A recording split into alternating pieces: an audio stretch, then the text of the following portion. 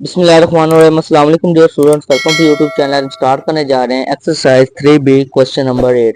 Question को start करने से पहले अगर चैनल पर न्यू है तो चैनल को सब्सक्राइब कर दे ताकि न्यू आने वाली वीडियोस आप तक इजीली पहुंच सके। क्वेश्चन नंबर 8 में दिएगा draw pairs of diagram to show these fractions. हमें कुछ फ्रैक्शंस दी गई हैं, हमने क्या करना है with the help of diagram बना के हमने इनके पेयर को शो करना है, आंसर लेके आना है।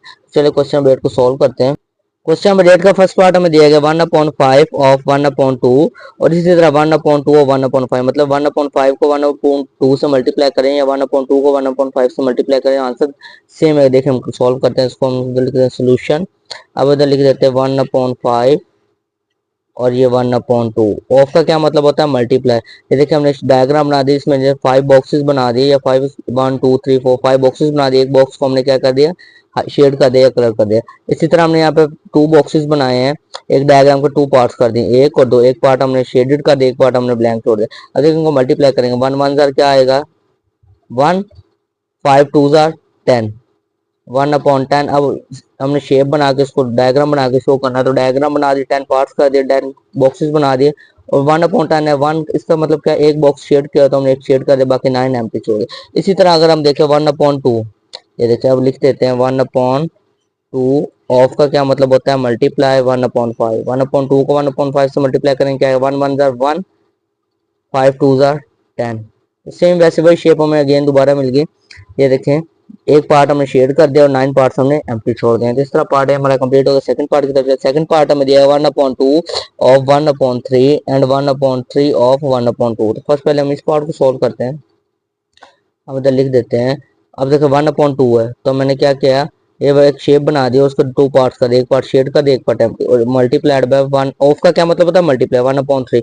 अब एक डायग्राम बनाया, उसको कितने थे पार्ट्स कर, 3 पार्ट्स कर दिया, एक पार्ट हमने शेड कर दिया। न्यूमरेटर के हिसाब जो वैल्यू होगी उस हिसाब से हम शेड कर देंगे और डिनोमिनेटर के हिसाब से शेप के हम पार्ट्स कर देंगे, डायग्राम के पार्ट्स कर देंगे। जैसे 1 1 जार 1, 2 3 जार 6, तो ये क्या आएगा 6 पार्ट्स कर दिए डायग्राम के शेप के और एक पार्ट हमने क्या कर दिया शेड कर दिया। इसी तरह अगर 1/, पहले हम 1/3 लिख लें, क्या ले लें हम 1/3। ये देखिए हम ले लेते हैं 1/3, 3 पार्ट्स एक पार्ट शेड मल्टीप्लाइड बाय 1/2 का, तो आंसर तब भी क्या आएगा सेम 1 1 जार 1, 2 3 जार 6। चलिए नेक्स्ट पार्ट सी की तरफ चलते हैं। नेक्स्ट सी पार्ट हमें दिया गया 3/4 ऑफ 1/2। पहले हम क्या करेंगे 3/4 इधर लिखेंगे 3/4। ऑफ का क्या मतलब होता है मल्टीप्लाई 1/2। अब देखें शेप ले ली, 4 पार्ट्स कर दिए, डिनोमिनेटर के हिसाब से शेप के पार्ट्स करेंगे, न्यूमरेटर के हिसाब से शेडेड करेंगे। 3 है 3 पार्ट्स को हमने शेड कर दिया। इसी तरह 1/2 2 पार्ट्स कर दिए, 1 है तो 1 एक पार्ट शेड कर दिया। 3 1 जार, अब न्यूमरेटर को न्यूमरेटर से मल्टीप्लाई करें और डिनोमिनेटर को डिनोमिनेटर से। 3 1 जार 3, 4 2 जार 8। अब एक शेप ली, उसके 8 पार्ट्स कर दिए और न्यूमरेटर हमारे पास क्या है 3, तो 3 पार्ट्स उसके शेडेड कर दिए। नेक्स्ट क्या है 1/2। ऑफ का मतलब मल्टीप्लाई 3/4। सेम वही हमने डायग्राम दिया देखे ड्रॉ कर लिया। अब हम क्या करेंगे 3 1 जार 3, 4 2 जार 8। क्वेश्चन नंबर 8 के लास्ट पार्ट की तरफ चलते हैं, अब उसको सॉल्व करते हैं। लास्ट डी पार्ट हमने दिया है, उसमें वैल्यू दी गई 1/2 ऑफ 2/3। 1/2 इधर लिख लेते हैं ऑफ 2/3। 2 पार्ट्स का दिए, एक पार्ट शेड, इसी तरह 3 पार्ट्स के डायग्राम के और 2 पार्ट्स हमने क्या कर दिया शेड कर दिया। अब देखो कैंसिलेशन होती है तो कैंसिलेशन कर दे, नहीं होती तो वैसे लिख दें। अब देखें ये 2 2 से कैंसिल हो गया, क्या आ गया 1 आ गया यहाँ पे, और यहाँ पे भी क्या आ गया 1 1 1 जार 1, 3 1 जार 3। अब हमने क्या किया शेप के 3 पार्ट्स कर दिए। 3 पार्ट्स भी आप कर सकते हैं, लेकिन अगर हम इसको ऐसे ही भी रहने दें, अगर हम इसको ऐसे सेम एज कर दें 1/2 मल्टीप्लाइड बाय 2/3, 2 1 जार 2, 2 3 जार 6। अब देखें ये इसमें हम क्या करेंगे 6 पार्ट्स करेंगे और 2 पार्ट्स क्या कर देंगे शेड कर देंगे। इसी तरह अगर मैं इसी के हिसाब से करता हूँ क्या करेंगे, देखें हम एक शेप बनाएंगे, उसमें कितने पार्ट्स करेंगे 3 1 2 3 और शेड कितने करेंगे एक पार्ट। इस तरह ये इसकी डायग्राम आप इस तरह भी बना सकते हैं और इस तरह भी बना।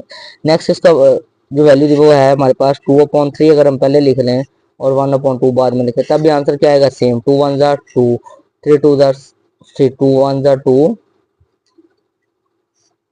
और 3 2 जार 6। सेम भाई 6 पार्ट्स कर दिया, 2 पार्ट्स हमने क्या कर दिया शेयर। तो इस तरह क्वेश्चन नंबर 8 हमारा कंप्लीट हो गया। क्वेश्चन नंबर 9 की तरफ चलते हैं।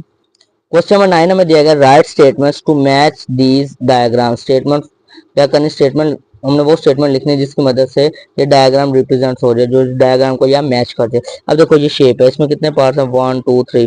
पहले इस शेप के 4 पार्ट्स लेंगे, फोर्थ पार्ट में कितने पार्ट्स है, 1 2 3, 3 पार्ट्स और शेड कितने 1 1/3 लिख देंगे, इसको ऑफ की फॉर्म में लिखेंगे। और कितने पार्ट्स है, 1 2 3 4, 4 पार्ट्स और शेड कितने 1 1/4। इसी तरह नेक्स्ट पार्ट है इसका बी, इसमें अब देखें कितने पार्ट्स है, 1 2 3 4 पार्ट्स हैं। नीचे हम डिनोमिनेटर क्या आ जाएगा 4 और पार्ट शेयर कितना 1 1/4 ऑफ, अब 2 पार्ट्स हैं और शेयर कितना 1 1/2। तो इस तरह हमारा क्वेश्चन नंबर 9 कंप्लीट हो गया। ये देखिए स्टेटमेंट को मैच कर रहे हैं, ये जो हमने लिखे आंसर। नेक्स्ट क्वेश्चन नंबर 10 है, draw diagram to match this multiplication और write the product of each. हमने क्या करना है, इनकी मल्टीप्लिकेशन करनी है और सेम एज इट इज जैसे हमने क्वेश्चन नंबर 8 में किया, हमने इनके डायग्राम्स भी ड्रा करने। चलिए क्वेश्चन नंबर 10 को सॉल्व कर। क्वेश्चन नंबर 10 का फर्स्ट पार्ट हमें दिया 1/2 मल्टीप्लाइड बाय 3/4। तो हमने क्या करना है, सोल्यूशन करें 1/2 मल्टीप्लाइड बाय 3/4। 1/2 है तो मतलब एक शेप है, उसको 2 पार्ट्स और एक पार्ट शेड है, हमने शेप ड्रॉ कर दी। उसी तरह 4 पार्ट्स है, 1 2 3 4 और 3 पार्ट्स हमने शेड्यूल कर दिया। अब इनको मल्टीप्लाई करेंगे तो देखिए आंसर क्या है, 3 1 जार 3, 4 2 जार 8। अब हम क्या करेंगे, शेप के 8 पार्ट्स बना लिए हमने और 3 पार्ट्स हमने शेड्यूल करे 1 2 3। इस तरह क्वेश्चन नंबर 10 का फर्स्ट पार्ट कंप्लीट हो गया। सेकंड पार्ट की तरफ, सेकंड पार्ट में दिया गया 1/4 मल्टीप्लाइड बाय 2/5। तो अब सेम एज इट इज हमने क्या किया, डायग्राम ड्रॉ कर ले, जिसमें हमने क्या करें, इधर लिख देंगे पहले इसके सोल्यूशन, इधर लिखते हैं, इधर लिखते हैं 1/4 है मतलब 4 पार्ट्स कर ले, 1 2 3 4 पार्ट्स कर लिए और एक पार्ट शेयर कर दे, मल्टीप्लाइड बाय 2/5। अब 5 पार्ट्स करेंगे, 2 पार्ट शेयर करें, 1 2 3 4 5, 5 पार्ट्स और 2 पार्ट्स ये हमारे शेयर हो गए। अब इनको देखो मल्टीप्लाई करते हैं तो आंसर क्या आता है, 2 1 जार 2, 5 4 जार 20। अब मजीद कैंसिलेशन होती है तो कैंसिलेशन कर दे, 2 1 जार 2, 2 10 जार 20। तो ये हमारे पास क्या आ रहेगा 1/10। तब 10 पार्ट्स कर दिया, 2 4 6 8 10 और एक पार्ट हमने क्या कर दिया, शेप कर दिया। नेक्स्ट सी पार्ट की तरफ चलते हैं इसके। नेक्स्ट सी पार्ट हमें दिया गया है 1/3 मल्टीप्लाइड बाय 1/4। तो अब 1/3 में क्या 3 पार्ट्स करें, 1 2 3 पार्ट्स कर दिए शेप के और एक पार्ट हमने क्या कर दिया, ये देखें शेड कर दिया। इसी तरह मल्टीप्लाई 1/4 4 पार्ट्स करेंगे, 1 2 3 4 पार्ट्स कर दिए शेप और एक पार्ट क्या कर दिया शेप। अब देखें इनको मल्टीप्लाई कर 1 1 जार क्या आ जाएगा 1, 4 3 जार 12। अब हम क्या करेंगे, शेप के 12 पार्ट्स करेंगे और एक पार्ट को क्या करेंगे शेड। तो ये देखें हमने 12 पार्ट्स कर दिया, 2 4 6 8 10 और 12। तो अब ये क्या आ गया, एक पार्ट हमने शेड कर दिया, तो ये आंसर क्या आ गया 1/12। चलिए अब क्वेश्चन नंबर 10 के लास्ट पार्ट की तरफ चलते हैं, उसको सोल्व करते हैं। क्वेश्चन नंबर 10 का हमें लास्ट पार्ट दिया गया 2/3 ऑफ 1/4, लिख दें 2/3 मल्टीप्लाइड बाय 1/4, ये आ गया। अब देखें सेम एज इट इज हमने डायग्राम ड्रॉ कर ली जैसे हमने पहले किए हैं, 3 पार्ट्स कर दिए तो 2 पार्ट शेड, इसके हिसाब से 4 पार्ट्स 1 शेड, 1 2 3 4 पार्ट्स और 1 शेड। अब इसको मल्टीप्लाई कर, 2 1 जार 2, 4 3 जार 12। तब देखिए कैंसिलेशन होती है, 2 1 जार 2, 2 6 जार 12। तो हमारे पास आंसर क्या आ जाएगा 1/6। शेप के हमने 6 पार्ट्स कर दिए, 1 2 3 4 5 6 और 1 पार्ट हमने क्या कर दिया, शेप कर दिया। तो इस तरह क्वेश्चन नंबर 10 हमारा कंप्लीट हो गया। चलिए क्वेश्चन नंबर 11 की तरफ चलते हैं। क्वेश्चन नंबर 11 हमें दिया गया find the product and represent through diagram. अब इनका हमने क्या करना है, प्रोडक्ट फाइंड करना है और क्या करते हैं, रिप्रेजेंट थ्रू डायग्राम, डायग्राम के थ्रू रिप्रेजेंट करना है। चलिए क्वेश्चन नंबर 11 को सॉल्व करते हैं।